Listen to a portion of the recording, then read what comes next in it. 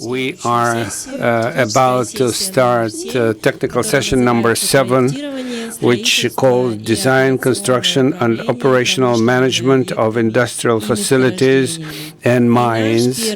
And with this, we have Vladimir Zhosan, Chief Engineer, ID Engineers. The floor is yours. Colleagues, today my presentation is dedicated to get a very noting of zone of movement related to the underground works, and I wanted to lay out this material in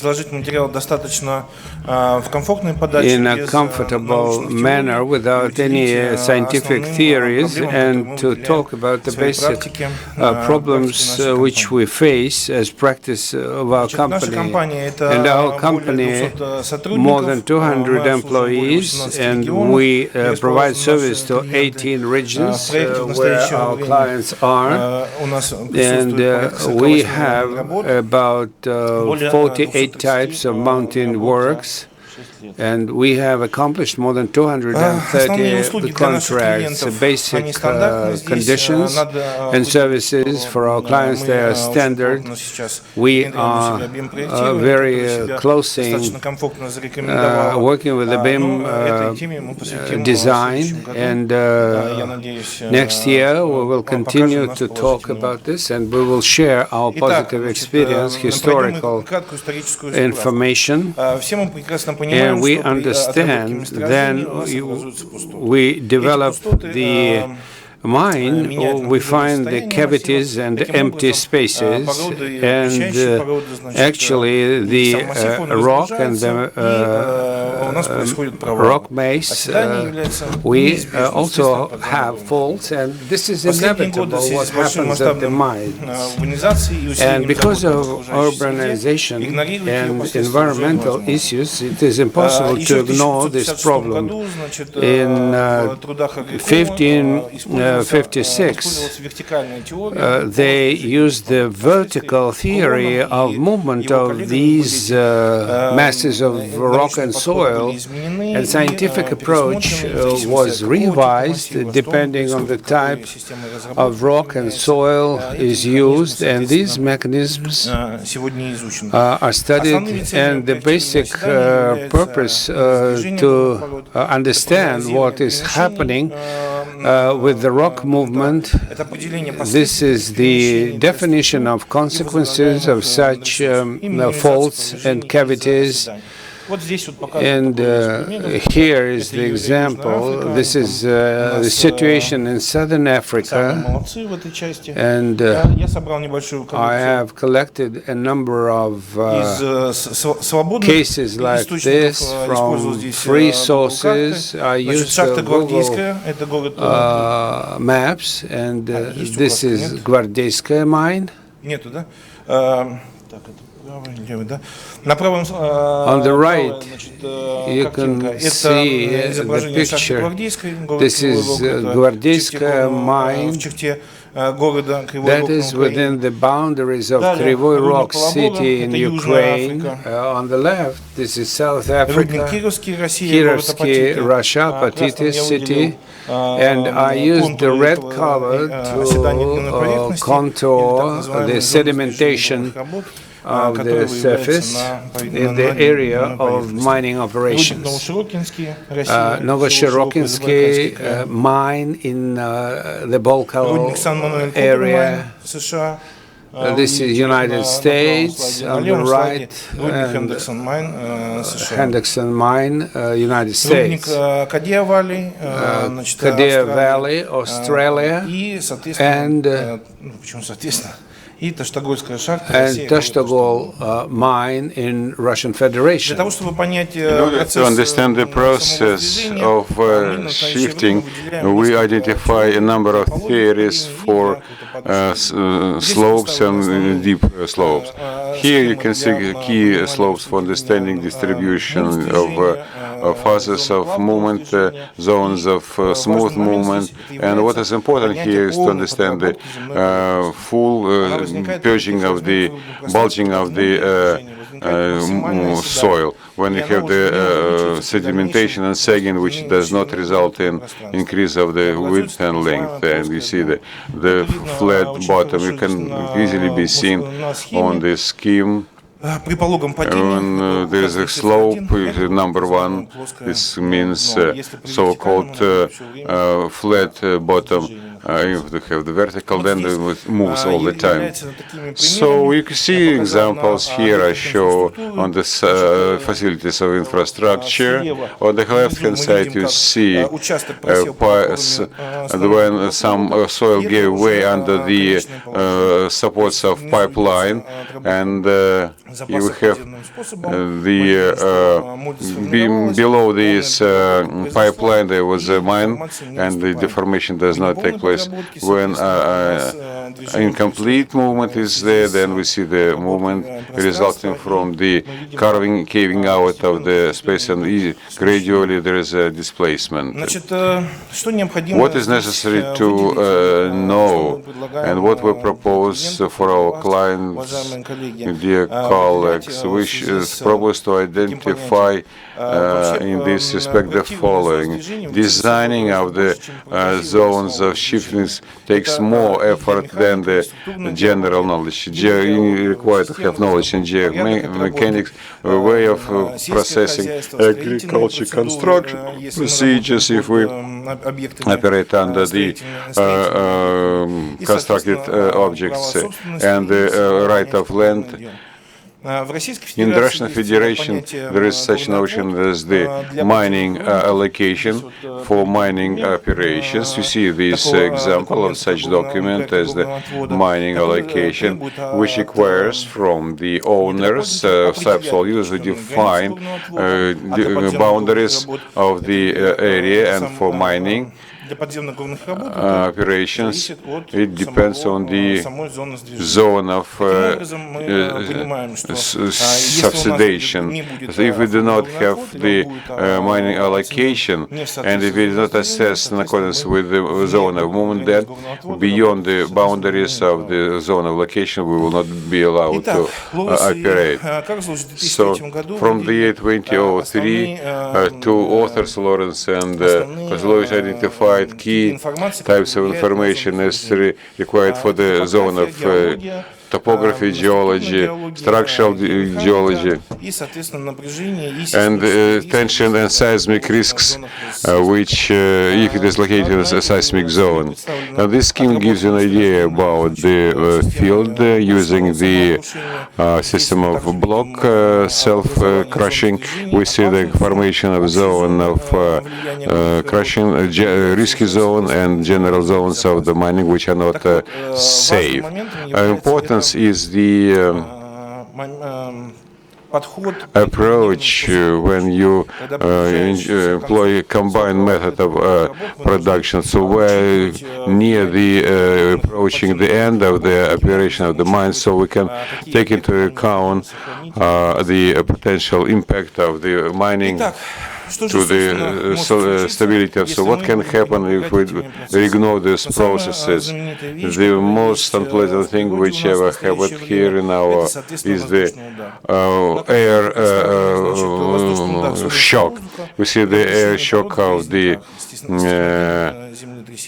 with the man-made earthquake in the mining. It was quite often when the air shock prevented miners from going to the surface, and it resulted in casualties. You can see here the distance which can be calculated for the sections where no mining operations are conducted, but where air shock is possible. So traps are arranged to catch the air wave in order to use the effect of reflection. You are running out of time. 1 minute. And the second moment which I would like to emphasize is the about 25% and our clients, we see that they erroneously assess the geological structures, which results in development of the resources in the process of re-evaluation. They want to go back, and now in the end they realize that they cannot produce those products because the areas covered already are too risky. So we invite them to do monitoring using satellites. So there are many companies who can do this. Here on this example, you see the scheme of how it is done and the results, pictures depending on the color, code. PPC. Here you can see video of Madrasha,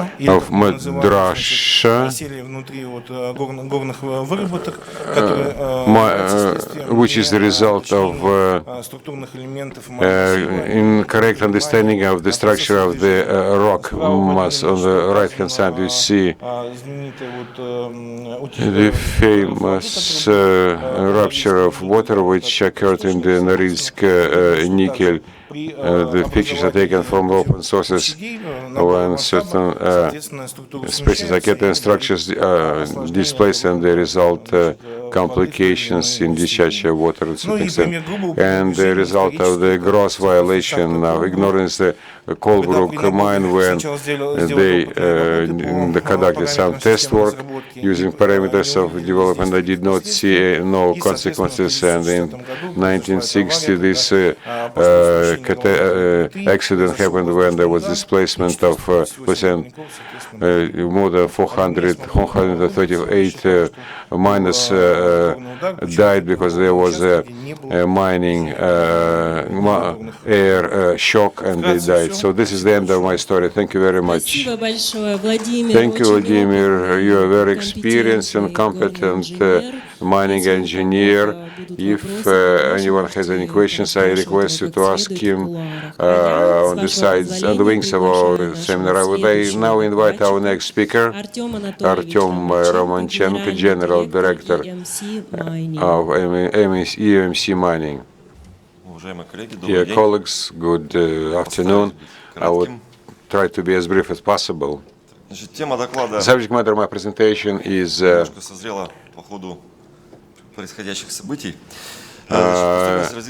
development of designing in the Russian mining industry. We all inherit the practice of the Soviet Union, and previously, during the Soviet period of time, all design institutes were government-owned, but following the changes in the political and economic system, some of them became private organizations, some of them retained with the government. So the recent trend in this area is as follows. If we look at about 30 design companies operating the mining companies, 19 companies are within the structure of the industrial group, and 10 companies are independent companies. And 2 from this sampling are state-owned companies, organizations. This trend is something which we should take for granted, because in worldwide engineering and project development, design development is something which private business would normally do. Since I represent an independent company, I would definitely have to give you some information about it. Independent companies have to invite high-level experts. We operate in a variety of projects. We address unusual, sometimes tasks, because we have to keep the contract. Likewise, the cost of the services of the private companies is sufficiently lower, because we have to compete in the market. Definitely. I'm speaking about companies who have about 100 employees or so. Recently, One client looking at our work said, I don't want to go to the industry company because they belong to somebody. And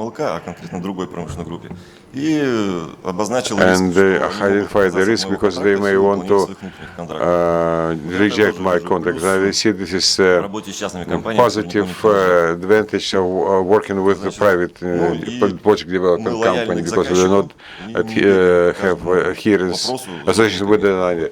And we are loyal with our client. We are very forgiving to our client. We try to be loyal to the client.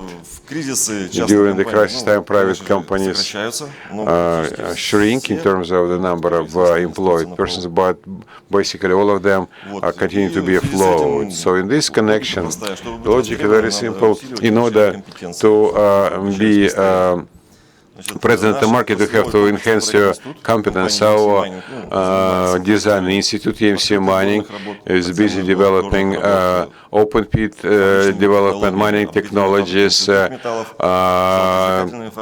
gold extraction technologies, heap leaching, tail impoundment, and so on and so forth. So we conduct research in design development across the entire range of mining operations. The key clients are the project which is located far from development infrastructure. In terms of the open mine development, we definitely develop feasibility study, working documentation, technical department. We try at the pre-design project to participate not in the geological exploration, but within the exploration system. You can do some study of physical mechanical properties of rocks in order to think about the stability of the waste heaps and speaking about the stability of the face of a pit, so that the client should have a realistic picture. So we also conduct some other supporting work for clients, like develop the program for taking sampling. At the bottom of the slide, we give you an idea about the type of information provided to the client. As far as the mining is concerned, we of course perform all the types of work which is required by laws and regulation. On top of that, we provide support in terms of geomechanical and geological studies. We develop programs of studies for the underground operations. We develop technological, registers, about 10 sets of rules. We speak about the project of Headway. We have large clients for mining who are with us for the last 5 to 6 years. We conducted development of upgrading of their production from 7 to 9 million and going down, projects going down to lower horizons. And also we developed documentations for the copper mining in Podolsk in Bashkiria, up to 4 million tons per year. In terms of enrichment of hydrometallurgy on top of the development of the project documentations, we specialize in noble metals and non-ferrous metal. We do the following. So our participation in implementation project will begin from the exploration phase. Since we have technological experts, we supervise technological work, develop depending on the types of agreement. We help the client to strike good, proper contracts with the other contractors who are supposed to study physical and technological progress. We develop technological rules so that it should not be redone at the moment of design. So we are engaging through effort. If necessary, we help our client to contract equipment, make contracts for equipment, and also do audit of the refinement facilities of the client. Recently, we introduced in our company a simulator of the system SIMPAC, which allows us to audit technological production facilities and when develop technological set of rules to do it properly. In terms of the plants, I would like to say this is one of our specialties. We introduced by modeling. A number of projects have already been implemented. We work with the Renaissance company. They have only BIM software. So we do not divide BIM, we work with 3D modeling. One of the key elements which we implemented in our company, and we have implemented in 3 projects. The client is not from the mining industry, and the grade is low. So we have assessment of the target, which is from an early stage. There is a standard scoping pre-feasibility study, but we, on the basis of first understanding of the object, start to develop feasibility model. We model an object, and we model out the development directions which it may develop, and each direction shows certain error or effect. And depending on the exploration as it progresses, this model is augmented and reinforced, and the number of options is reduced. And this model helps us to show us and identify the correct direction to go. You have 1 minute to go. So there can be many iterations. We do that. This is an interest engagement issue. And so before, initially, the non-industry client does not understand anything from the inception, and they draw bad conclusions. And recently I had a situation when they have 3 projects for one object in different organizations, and there was total disarray, non-correlation, and they did it in their own program. So as a result, we had to discard it and develop a new program so it will be clear and transparent for our client. In our work, we try to support our client throughout the life cycle of the project, during the exploration, engineering studies, pre-feasibility studies. We do help them in selection of the site. We use our own drone. We do the topographic survey of the terrain in order to speed up the process of design development. We do preliminary calculations of feasibility parameters.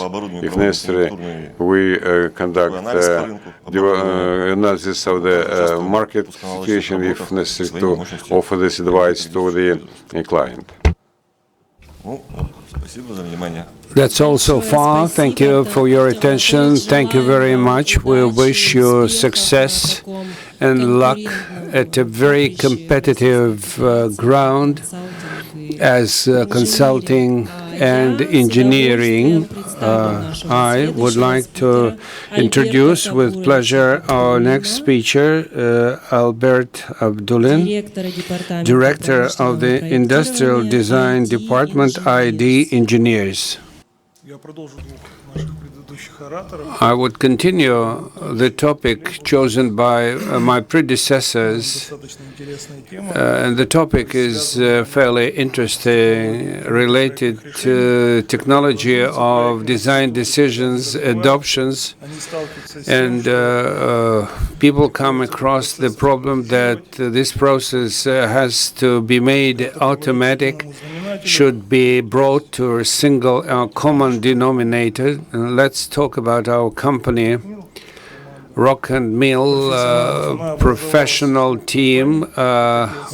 It's coming from Geo Solutions and ID Engineers. And since this year, we merged and we offer full-fledged professional service in the field of engineering.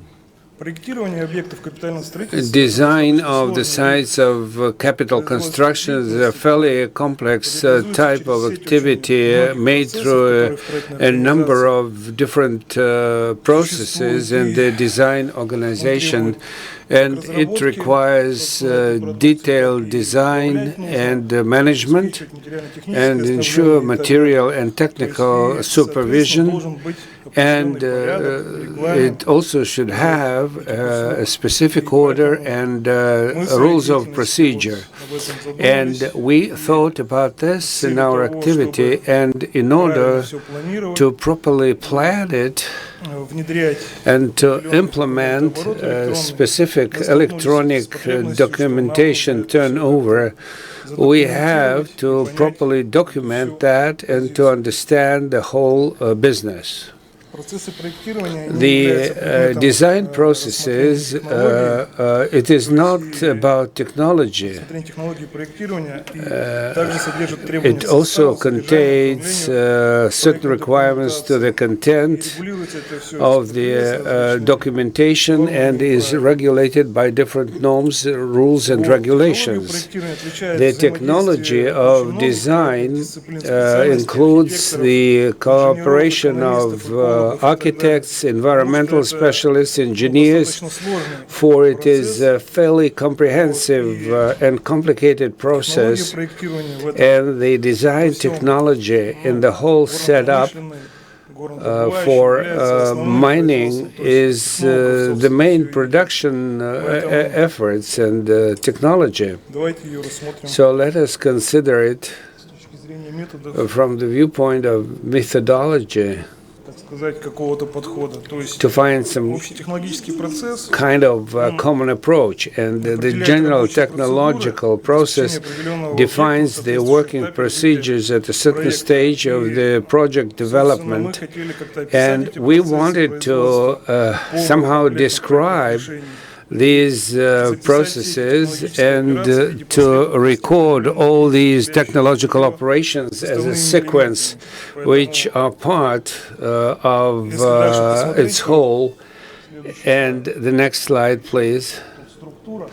Here you'll find the structure. It's going to look like this. All technological processes, be that a receipt of initial data, we have describe them as a sequence of followed-up events, technological processes, design and development of schemes, of water, sludge, hardware, coming further. And the movement takes place as per this kind of diagram. It is a fairly convenient scheme, and we see the elements necessary to coordinate certain things with the customer.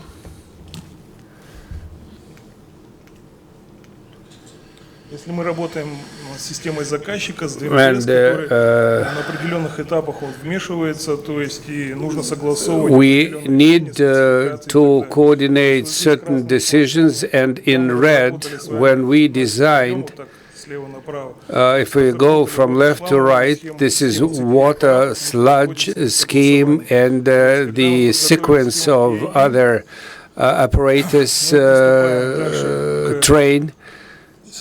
We come to the stage of automation, and then the mission for looking equipment, and all these processes are taking place.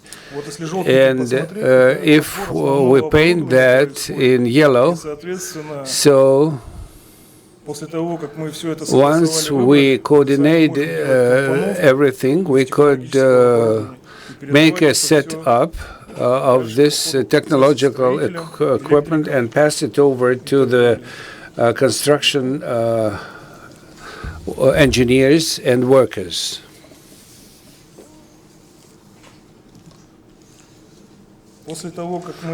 Once we passed it over to the construction to ventilation specialists. The architect bureau assembles all this and gives the assignments to the technological department. Then all departments would coordinate all the component decisions, and engineering solutions would come. So this process is also clearly described in terms of points of coordination, corrections, and this kind of diagram, which we designed here as part of this presentation, wouldn't be so convenient to demonstrate, but the whole process of designing is laid out here in the shape of this diagram, and the process of designing of this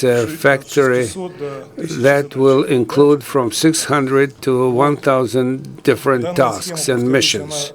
And this scheme is important for prepare the plans for the control and measurement equipment, and you can make the full array of different tasks. Switching to the digital documentation turnover, this is the job for the manager of implementation, and they understand the process of designing, what happens when, and they approach realistically to meet our needs.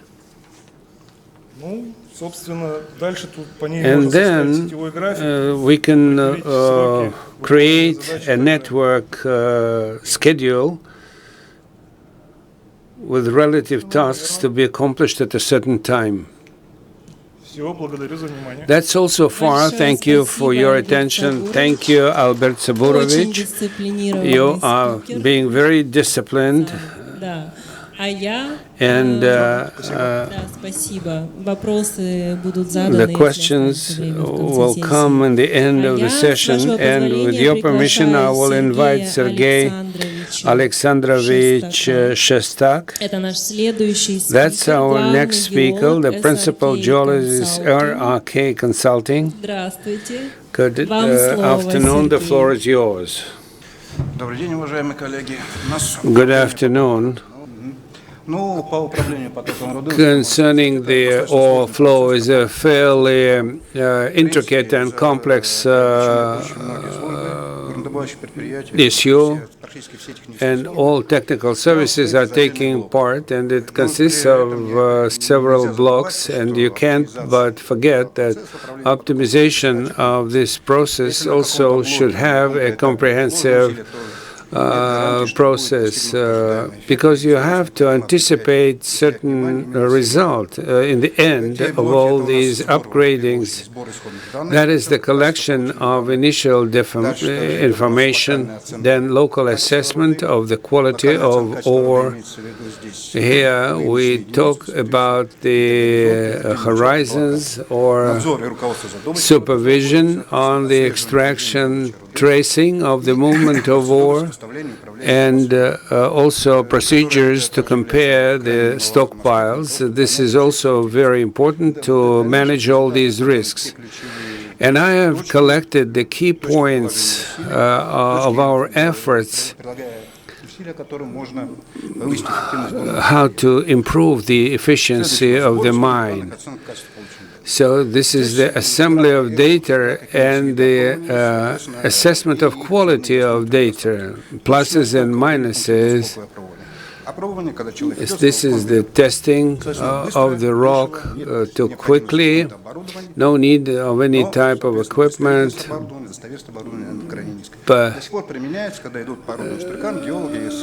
geologists are sometimes walking through the headways with a hammer and they assess it manually. Trench sampling material is taken and being sampled. You need some equipment. It is not a job for only one man. Normally, it involves 2 or 3 guest testing. So you take a stone from the heap, which is very approximate, but it is also used. So scratch testing, this is also taken in the undermine workings, but it also requires a lot of time and effort. So what else do we find here? This is also no need to organize any additional efforts. You don't have to spend money for additional expenses, but they are very approximate and not too accurate. Drilling, RC drilling is used. It is a fairly inexpensive, very productive, and producing fairly good results. Core testing, it is most popular but most expensive, and is used, basically it is used for additional explorations, geophysical testing and methods, XRF, magnetic methods. It is necessary to define and pay attention to all those dependencies, because geophysical methods, they are not direct methods, and correlations, dependencies, they could differ seriously based on many factors, the type of ore and other factors. And on the left, this is the trench sampling, the selection of the sludge samples, where we put some boxes, and RC testing. So when providing the ground for all this and to test the efficiency of testing, of course, experiments would be required here to justify the types of testing. And where is the balance here? This is the balance between the costs and the quality of the final results. This is the merging of different parameters, and here is the length of testing, 10 to 10, 10 to 20, and the range is from 1 meter to 9 meters. Yes, the difference is quite clearly seen, and the parameters have a serious influence on the assessment on different types of ores. Rich and poor concentration, and we may have serious problems if we don't do it properly. It may range from 60,000 to 82,000. That is the influence of the parameters of the network on the assessment ration. And this is the assessment which will be sent further for enrichment. And again, there is internal control, external control, control of empty samples and others. For the production, we need to understand why it is being done and what goals should be achieved, and procedure of selection of samples. If we come back, this is assessment of viability of the methodology of testing as it is, and it should be done with the experimental works. Numbering of the samples, because sometimes the samples could be lost, but if it is related to the production of ore, and it's very difficult to come back and to reject certain batches of ore. If some errors in numbers might occur, it would be difficult to make and introduce corrections. This is the point which should be brought to our attention, and to spend the money to organize the barcodes and the database. Organization of the sample processing. The sample is being crushed and ground. Empty samples. We also select other samples, and they should be closely linked to the exact day when these samples were taken, find the errors, and to take administrative actions in case of need. The same is about standards of the laboratory. You have to understand the standards, and it is also necessary to link those testings to units, to understand during production cycle which block, which horizon or aquifer, and whether it is truthful information or not. So quarterly reports should be provided both for external audit and for the Center of Resources for assessment, to understand how our laboratory and shops are working and how the people are working to select the samples. Next, models. Everybody knows what models are. Here is the graph, the size, and its effect on the assessment. It could give good results.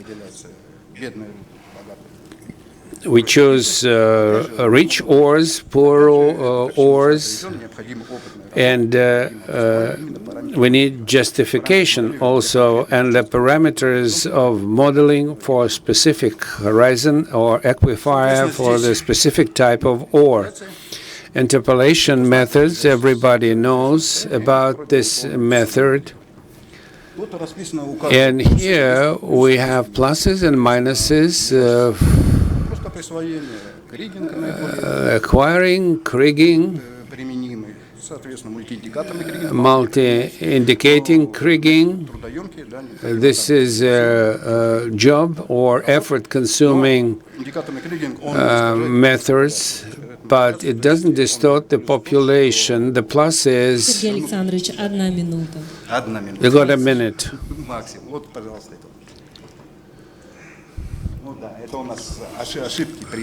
These are errors at modeling process. So what might be the result of improper modeling? Dispatch and management process. Every company has its own features, but all dispatch services should be adapted to the needs of every specific company and every department, and this is very specific, and in order to have a proper documentation and information and documents for decision taking for this dispatch service, which optimize the flow of ores, they are basically standard, and the standards should be adjusted to the needs of the enterprise. Well, I'm done. Thank you. SRK Consulting is a very well-known company enjoying good reputation. You know where their booth is. I invite you to visit their stand and continue discussion with the Sergey Alexandrovich. Meanwhile, I invite our next speaker, Alexander Markelov, lead scientist on NEEDS hydrometallurgy. Alexander, you have the floor. And good afternoon, colleagues. I will have a presentation dealing with somewhat different issues. You are considering yourself from the point of design development. I will be discussing with you issues related to hydrometallurgical plant of its development from a standpoint of research and technological aspect. Let me say a few words. It's a small-scale company established by the company Petropavlovsk. We say special focus on autoclave hydrometallurgical process, work with gold and with other metals. It's nickel, cobalt, copper, tungsten, molybdenum. Wherever autoclave technology can be used is what we are interested in. So definitely autoclave is not metallurgy is not the only person. We have a certain experience in operating in pyrometallurgical project. Further on, in terms of the structure of the input raw material, I would like to say that presently the share of the raw material requiring complicated technologies for processing is increasing. You have this data dates back to 3 years old, and you still can see that 31% of the processed or input material is refractory ores. Under the McKinsey classification, the share of refractory materials will grow at a rate 5 times as higher as others. So you'll have to come to technologies which would be capable of coping with the refractory ores, be it biological, say, oxidation, some other oxidation. Our key asset is the Pokrovsky autoclave hydrometallurgical complex, which was built with our participation, involvement. This is autoclave hub, where we have 4 autoclaves.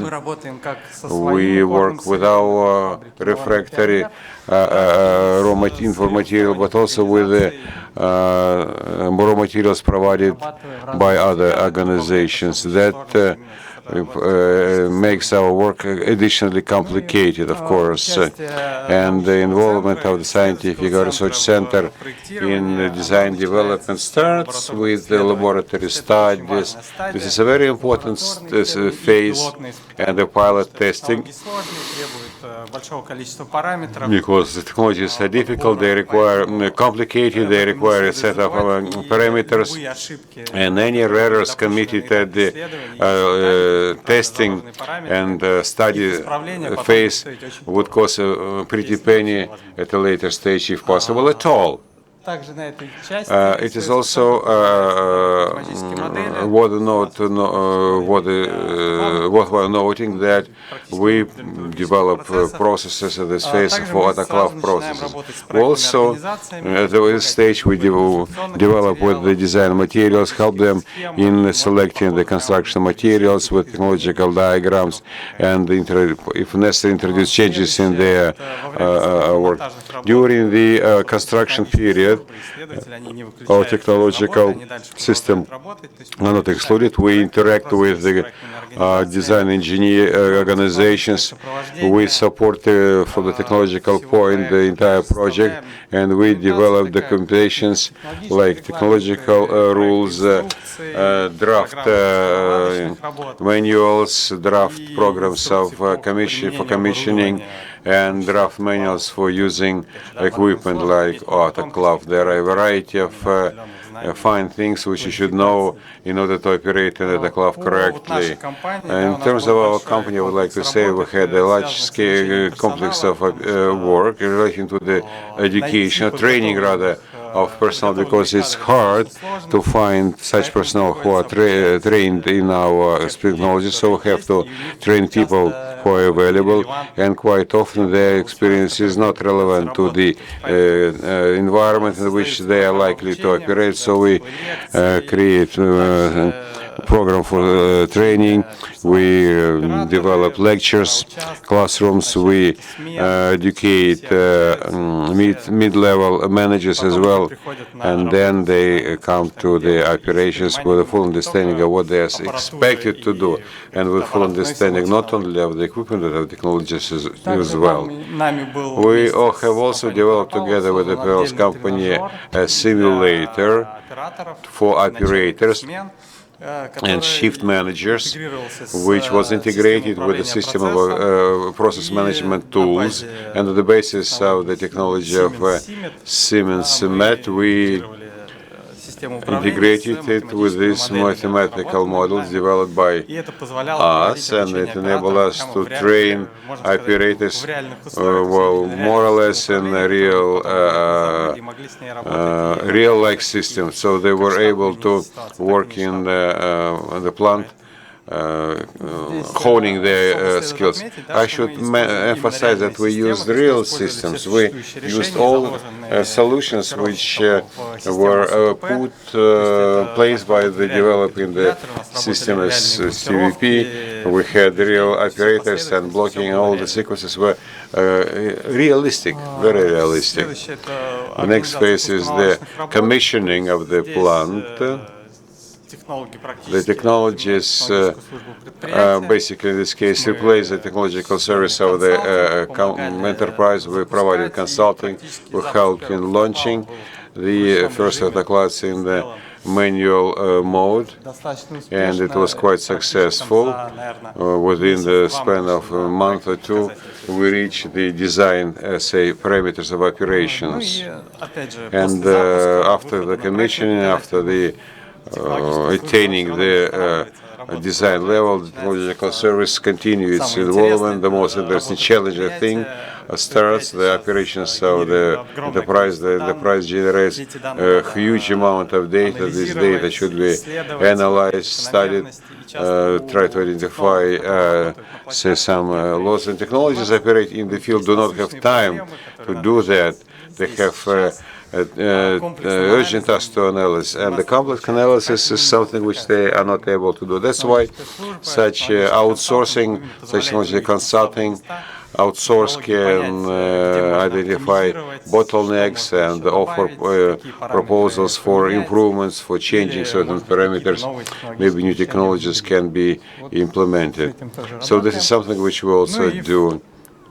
And basically, these are the key say, tasks. Decrease of the number of the, say, idling of the equipment caused by accidents. Testing of the third-party raw materials in the laboratory. Analysis of the construction materials and search for analogous. Also, request for the solutions to reduce. That's the bottom of my sec. Thank you very much for your presentation, Alexander. You have made a great presentation. It's a very interesting presentation. The Pokrovka, your mines are very impressive. I visited them when I was in Armstrong, and when we assessed the reserves, and we had a chance to look at your technologies. Flawless colleagues. One question before we complete our session. We have covered both ecological issues, geological issues, and mining, and now we have come to the metallurgical side of the process. So we have covered all aspects. No questions? Okay, in this case, I thank you all for your involvement. For your kind attention, for your questions, for your being with us, for your not falling asleep after lunch.